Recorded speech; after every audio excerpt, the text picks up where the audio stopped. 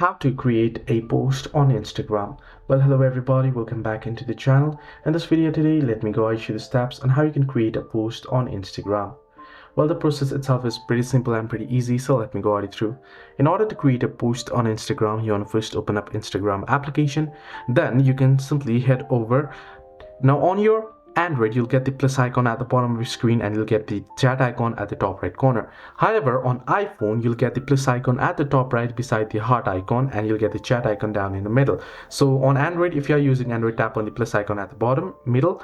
If you're on iOS, tap on the plus icon here at the top right. So once you tap on plus icon here, you can see the option here, post, story and reel. If you want to post reel, select reel. If you want to post story, select story. Or if you want to select a post, simply select post and upload it.